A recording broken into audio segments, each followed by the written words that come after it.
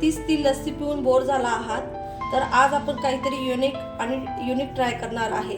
ती लस्सी पाहून तुमच्या तोंडाला नक्कीच पाणी सुटेल। सुरुवात करूया आपल्या रेसिपीला।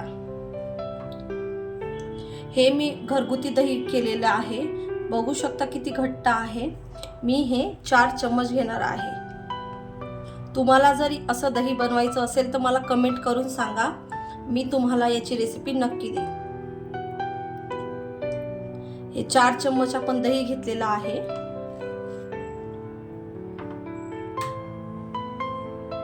आणि ज्या चमच्याने आपण दही घेतलेलं होतं त्याच 2 चमच्याने आपण दूध घेणार आहे।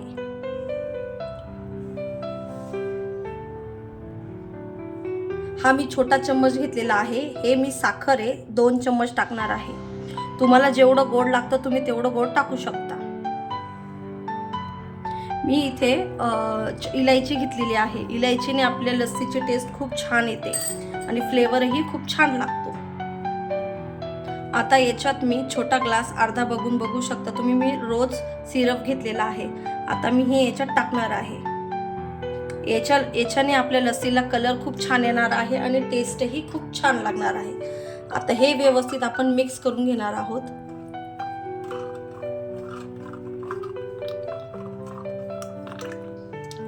बघू शकता आपली लस्सी तयार आहे। अहो जशी दिसायला गुलाबी दिसते तशी खायलाही खूप छान आणि क्रीमी दिसते। पाहुणे आल्यानंतर तुम्ही ही लस्सी बनवली ना तर विषयच वेगळा आहे आणि ही लस्सी 2च मिनिटात बनते। आता आपण ही सर्व करून घेऊया। बघा आता आपली लस्सी तयार आहे। मी त्याच्यामध्ये थोडेसे ड्रायफ्रुट्स टाकणार आहे। हे आपल्याला ड्रायफ्रुट्स शेवटीच टाकायचे आहेत। हे पिस्ता घेतलेला आहे, हे बदाम घेतलेला आहे मी, आणि हे बर्फाचे तुकडे।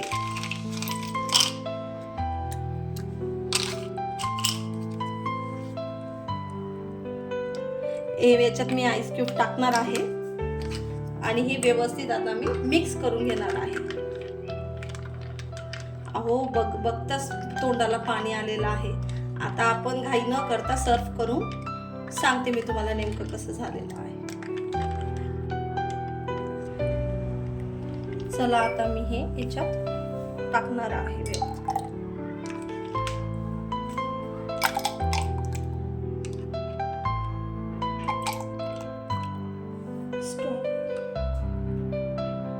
पहिले मी याच्यात रोज हे टाकणार आहे सिरप, आणि त्याच्यानंतर मी त्याच्यामध्ये थोडेसे ड्रायफ्रुट्स,